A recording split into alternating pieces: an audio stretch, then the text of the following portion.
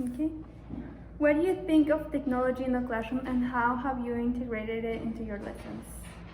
Well, I guess I'm going to mostly use the example of just their iPads or computers that they have with them.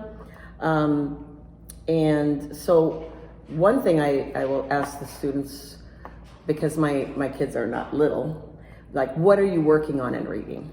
And show me what you're working on and discuss it, because, you know, there may be, especially like in 7th grade, kids came new from 6th grade to our school. Yeah.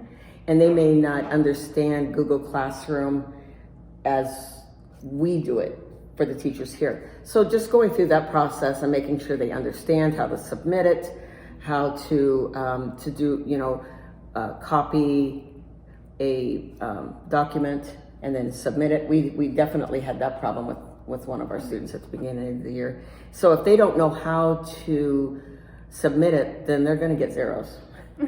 So, you know, just making sure that they know how to do that. Okay. And last question, how do you motivate your students in your classroom? That's a hard one sometimes.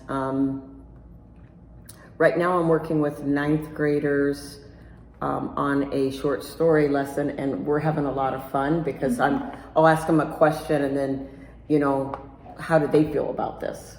So it's helping them with the process of writing their own story. The hardest to motivate, I think, is when we're doing like the standardized testing. We did that on Wednesday, and they always want to raise their hand and ask us a question, and we cannot help them. You know, we're like, no, you need to do it. So just, you know, take a break for a minute.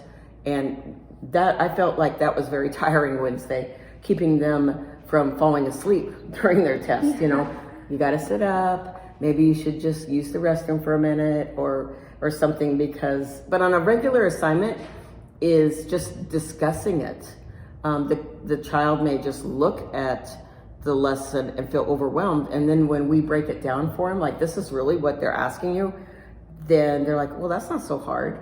But it seemed hard when they just looked at it. But when you break it down for them, and just try to make it fun, like, you've got to do this assignment anyway. So let's just have a little fun with it.